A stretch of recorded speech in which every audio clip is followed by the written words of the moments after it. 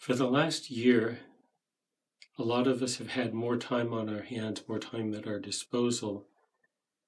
And for some of us, this is a powerful experience, and some of us end up feeling left out. So, what makes the difference?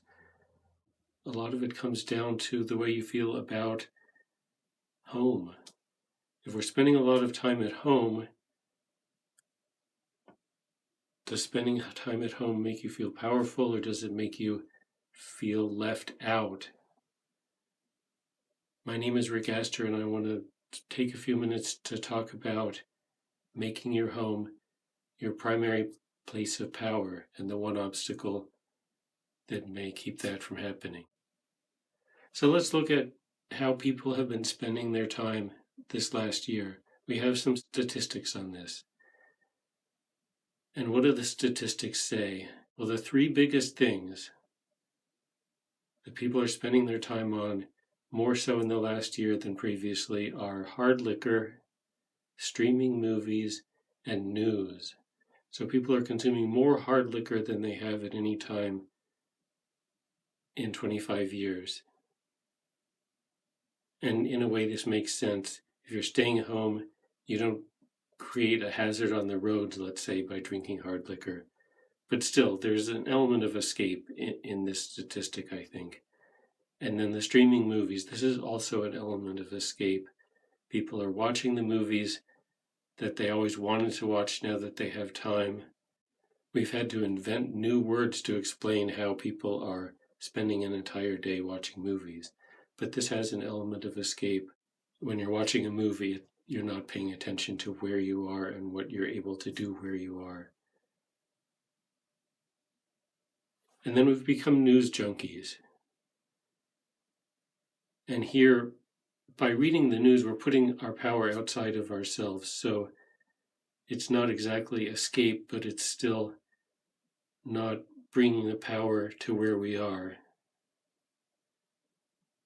So I feel that these three trends say we're not making such good use of our time at home. But I want to look in a different way at these three things and say, well, why these three things? And it really comes down to a question of space. How much space does it take to drink hard liquor? Well, you just need a chair to sit in, really. So it doesn't really take any space. How much space does it take to stream a movie? Well, again, you just need a spot on the sofa.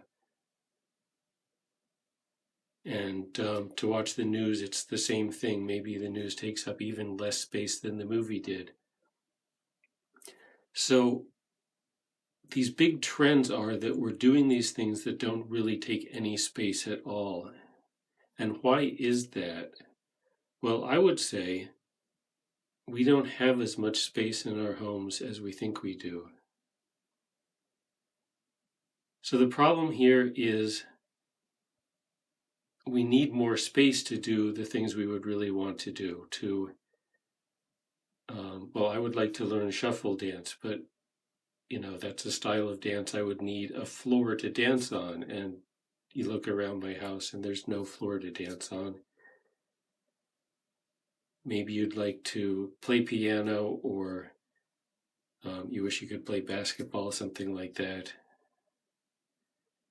The point is, most of the things we want to do that would really be productive require some space, and there isn't that much space in the home. So what is taking up all the space? Well, the word for that is clutter.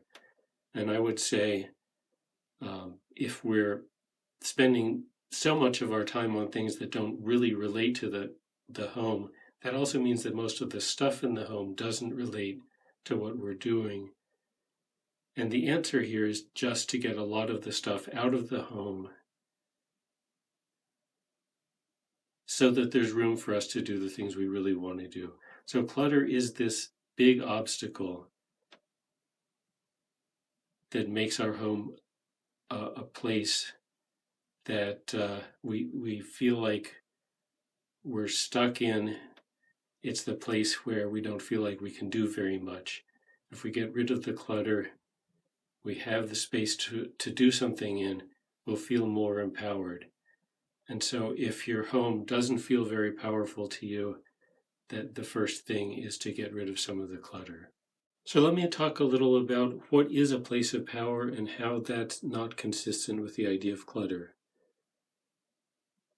So not to get too deep into the shamanic background of the idea of a place of power, this is just a place where you feel powerful, where you can regenerate your energy so that when you're depleted, you bring your energy back up. It's a place where you can be productive. So it's basically these three things. Now, if you look at clutter, you say, well, these are the opposite of that, the opposite of the idea of feeling powerful. So clutter doesn't do anything because clutter, by definition, are the things that you're not using. So clutter doesn't do anything, so it doesn't make you productive, it doesn't make you feel powerful. And it saps your energy. It doesn't help you regenerate your energy. So just based on the definition of clutter, if you want your home to be a place of power for yourself, the clutter has to go. Now, I'll be the first to admit that clearing away clutter is not as easy as it sounds. Everything you look at in your house looks valuable when you look at it. So which are the things that you need to get rid of? It takes time to go through all this. And yet for those of us who find ourselves at home with all this time on our hands, this is the perfect time for it. I'll do other videos on the specifics of clutter, but I want to make sure that we have the proportions about right. Because from what I've seen in my years and years of working on clutter is that for the average Western person, they're using about 5 to 10% of their possessions over the course of the year. So that means 90 to 95% of their possessions aren't being used, aren't contributing anything to their lives in that particular year. And the vast majority of these things are clutter. And so if you're somewhere near average, you want to try to reduce your possessions ideally by about 90 to 95%, meaning about one thing out of 20 is something that you're actually using and that you want to keep. So the clutter is much larger for most of us than the active possessions we have. As I'm recording this, we're about to go into March, so I want to invite you to join me on a challenge, the March of Trash 2021 Clutter Clearing Challenge. And this is really very simple. You just commit to every day spending a little bit of time on clutter clearing. Just a few minutes, just long enough to take one action or make one decision about your clutter. The point of doing this every day is just to make it a habit, and I'll be talking a little more about this as we get into March. So now, what are the results of doing away with clutter? The way to really find this out is to do some clutter clearing of your own, because the effects are not subtle. If you get rid of 1% of your clutter, you're going to feel a massive difference. And you can do this again and again, and the improvements keep compounding.